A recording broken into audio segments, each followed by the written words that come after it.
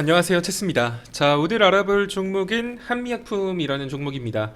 한미약품 같은 경우는 최근에 이제 비만 치료제에 대한 기대감으로 주가 상승이 꽤나 크게 나왔던 종목이죠. 자, 이번에 JP 모건 헬스케어 컨퍼런스에서 한미약품 그 지방간염, 그 MASH라고 하죠.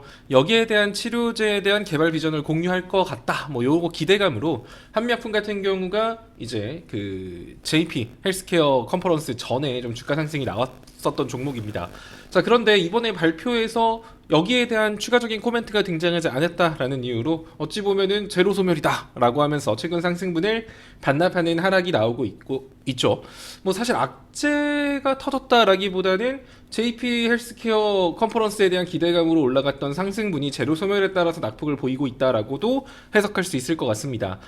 많은 분들이 JP 모건 헬스케어 컨퍼런스 왜 이렇게 길죠? 여기에 대한 기대감으로 제약바이오가 좀 잘 가지 않을까라는 기대를 했는데 실상 까보고 나니까 제약바이오 섹터 같은 경우가 강세보다는 약세를 보이는 종목군들이 많이 나오고 있어요. 자, 이게 뭐 엄청난 악재다, 제약바이오는 이제 끝이다 이런 것보다는 지금 시장을 조금 이해하시면서 보시면 될 것 같습니다. 자, 지금 시장 같은 경우는 사실상 시장 지수 자체는 강한 상승 흐름을 이어가고 있지만 이게 특정 기술주에 대한 수급 쏠림으로 올라가고 있는 거거든요. 자, 그러다 보니까 많은 투자자들이 투자를 하면서도 이거 좀 너무 많이 올라간 것 같은데, 사실 여러분들도 그런 생각 하실 거예요. 코스피 지수 이 정도까지 올라갈 일인가? 미증시 같은 경우도 현재 전고점도 못 넘고 있는데 국내 증시만 좀 과열된 거 아닌가라는 우려가 생길 수밖에 없습니다. 자, 그러면 여기서 시장 지수가 조정이 나와도 이상하지 않다라는 건 현재 국내 투자자라면 대부분 다 생각하고 있는 부분일 거예요. 여기서 조정이 나와도 이상하지 않은데 뭘로 조정이 나올까라는 걸 생각을 해보면, 제가 이제 방송에서도 많이 다뤘지만 지정학적 리스크라든지 아니면 경기 침체에 대한 우려, 뭐 아니면 환율, 이런 이유들로 시장 지수가 빠지지 않을까에 대한 걱정이 큰 겁니다. 자, 그러면 보통 이러한 이유로 시장이 빠진다라는 건 경기 침체에 대한 우려가 당연히 따라 붙을 수밖에 없거든요. 그러면 자연스럽게 실적 관련해가지고 안정적인 실적을 낼 수 있는 종목군들로 시장이 눈길이 갈 수밖에 없어요. 그런데 제약바이오 섹터 같은 경우는 사실상 실적이 탄탄하다라는 기대감보다는 앞으로 금리 인하라던가 기술주 중심의 시장이 됐을 때 기술 수출을 할 수 있다라는 기대감, 앞으로 적극적인 투자, 현재로선 돈을 좀 못 벌지만 나중엔 돈을 잘 벌 수 있을 것 같아, 이런 기대감으로 올라가는 게 제약바이오 섹터거든요. 그러면 지금 시장을 한번 생각해 보면 지금 시장 뭔가 이렇게 경기 침체 우려로 빠질 수도 있겠는데, 그러면 사실 제약바이오에 대한 매력은 떨어질 수밖에 없는 거예요. 자, JP 헬스케어 컨퍼런스, 자, 여기에 대한 기대감 을 이어가기 위해서는 사실 금리 인하에 대한 기대감이 좀 붙어줘야 되거든요. 결국 기술주들이 더 치고 가기 위해서는 금리 인하에 대한 기대감이 존재하는 상황 속에서 제약바이오 섹터가 강세를 보이게 되는 거죠. 자, 근데 지난주 금요일날 고용지표를 보면은 금리 인하의 기대감을 심어줄 수 있는 결과가 나오진 못했어요. 실업률 자체는 줄었어요. 실업률 자체가 줄었다는 건 경기가 탄탄하다? 경기가 안정적인가? 라는 생각이 들 수밖에 없기 때문에 금리 인하의 근거가 되진 못하거든요. 그런데 고용 숫자는 또 줄었단 말이지. 이거는 또 금리 인하에 기대감을 심어줄 수 있는 요소. 즉, 실업률이 낮게 나오고 고용률도 낮게 나왔다라는 건 금리 인하를 해야 되는 거야, 말아야 되는 거야. 그러니까 즉 금리 인하에 대한 기대감까지 연결되지 못한 경제 지표 발표였습니다.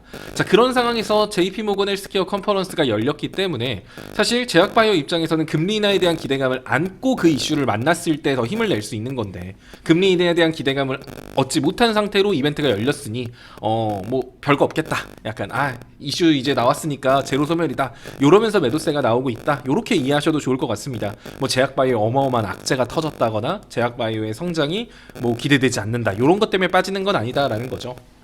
그래서 일단 제약바이오 섹터 같은 경우는 단순히 종목 하나의 개별 이슈만 가지고 볼 게 아니라 코스닥 지수의 메인 섹터이기 때문에 코스닥 지수 차트의 흐름도 같이 보시는 게 좋아요. 코스닥을 차트를 좀 한미약품 차트를 보기 전에 코스닥 지수를 먼저 같이 보면, 코스닥 같은 경우는 우리가 보기에는 코스닥 같은 경우는 코스피보다 약해, 코스닥 별로야라고 느낄 수 있지만 어찌 보면 코스닥이 굉장히 교과서적으로 잘 움직이고 있는 겁니다. 코스닥 같은 경우는 위와 같은 상승 추세를 만들면서 고점과 저점을 야금야금 올리고 있거든요. 자, 코스닥 지수 제가 여러분들한테 960포인트 정도까지는 올라갈 수 있다라고 했어요. 960포인트 찍고 지금 추세선 상단을 찍었기 때문에 이 자리에서 밀리는 건 이상한 게 아니라 지극히 자연스러운 현상이다라고 보시면 될 것 같고요. 만약에 코스닥 지수가 이제 힘을 받아가지고 한 970포인트 위로 올라간다? 그러면 코스닥 지수가 코스닥보다 당분간 힘이 더 좋을 수도 있어요. 코스닥이 상승 추세선 상단을 넘어섰기 때문에 과열 국면으로 진입하게 되는 거거든요. 그랬을 때는 2차 전지뿐만 아니라 제약바이오 섹터에 강한 매수세가 유입될 수 있다라는 점. 요런 거 생각해 보면 지금 제약바이오 이렇게 조정 줄 때 여러분들이 좀 담는 거 나쁘지 않다라고 보여지고요. 자, 그럼 지금 제약바이오를 공략한다라고 하면 제약바이오 섹터 한 번에 다 사는 건 좀 별로고 분할 매수를 좀 생각해야 되는데, 코스닥 지수의 흐름을 생각해 본다라고 하면 코스닥 지수는 920포인트나 925포인트 정도까지도 추가적인 눌림을 줬다가 올라갈 수 있죠. 그럼 코스닥 지수가 920, 925포인트까지 빠지면 제약바이오 섹터 자기들 혼자 올라갈 수 있을까요? 아마 자기들 혼자 올라가지 못할 거예요. 코스닥 지수 따라 같이 빠지겠죠. 따라서 지금 시점에서 제약바이오 섹터의 진입은 나쁘지 않지만 지금 들어간다라고 하더라도 코스닥 920포인트 정도에서 내가 한 번 더 산다라는 생각으로 제약바이오를 접근하셔야 되는 겁니다. 그냥 단순히 제약바이오 차트만 놓고 접근할 수 있는 건 아니라는 거예요. 그래서 꼭 이거는 한미약뿐만이 아니라 알테오젠, 뭐 한올바이오, 뭐 여러분들이 알고 있는 ABL 바이오, 뭐 유명한 제약바이오 회사들 있잖아요. 이런 거 다 공통적으로 적용하셔서 좀 전략을 잡으시면 됩니다. 그리고 이제 한미약품의 차트를 보면 일단 한미약품 같은 경우는 60일선까지의 조정?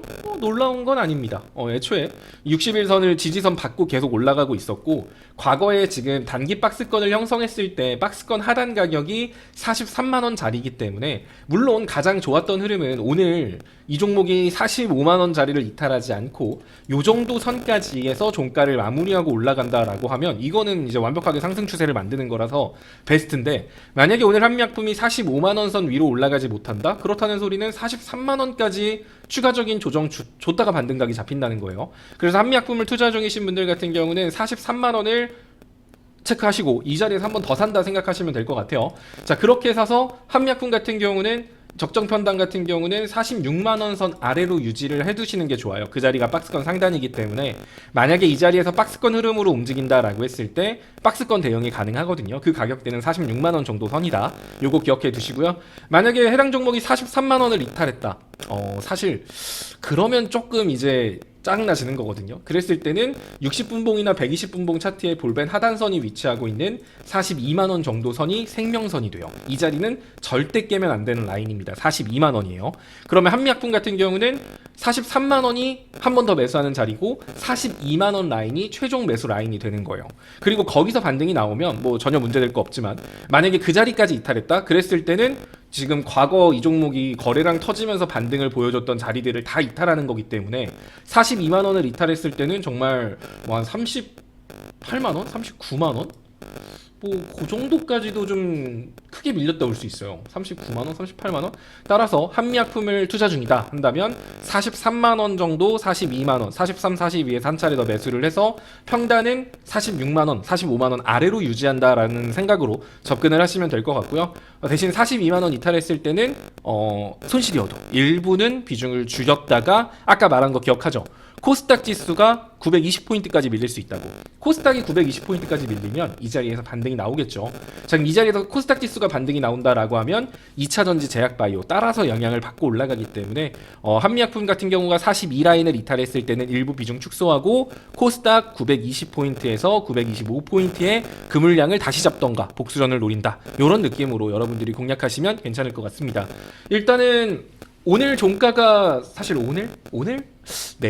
내일 종가까지 해서 45만원 정도 선 위라고 한다면 한미약품 같은 경우는 전고점을 갱신하는 상승이 나올 가능성이 높아요. 그 자리는 대략적으로 50만원 선이거든요. 그래서 이제 단기 목표가 같은 경우는 50만원 정도 선, 49만 8천원 뭐 이렇게 보시면 될 것 같습니다. 한미약품 같은 경우는 지금 월봉상 볼린저 밴드 상단을 뒤덮기 때문에 매도세가 한 차례 나온 걸로 보여져요. 그런데 과거 해당 종목의 고점 라인을 체크를 해보면 53만원, 64만원 라인인 만큼 해당 종목이 이번에 45만원 위로 내일 안정적으로 안착을 하고 50만원을 돌파했을 때는 길게 봤을 땐 60만원 정도 선까지도 추가 상승 나올 수 있으니까 지금 잡아드린 그 포인트들 있죠. 메모장으로 간단하게 정리를 해드리자면, 자, 한미약품 같은 경우는 뭐 많은 분들이 이제 이슈만 놓고 생각을 하는데, 뭐 이슈 때문에 종목이 올라간다 떨어진다라는 이렇게 단순한 관점으로만 제약바이오를 접근하면 너무 힘들어요. 그리고 제약바이오는 변동성이 워낙 크기 때문에 아래로 좀 크게 열어두고 접근하시는 게 좋아요. 43만원, 42만원 여기가 이 두 구간이 추가 매수 그리고 분할 매수를 하고 있다면 분할 매수 타점이 됩니다. 자, 그래서 평단은 45에서 46 사이로 아래라고 하면 문제될 건 없어 보여요. 자, 그렇게 돼서 이제 박스권으로 움직인다. 그럼 이 종목은 박스권으로 42에서 46 정도의 박스권을 예상할 수 있는 만큼 46, 만약에 42만원까지 잡혔어. 그러면 46 정도, 45에서 46 사이에서는 일부 비중을 축소하고 박스권 매매로 가지고 노는 겁니다.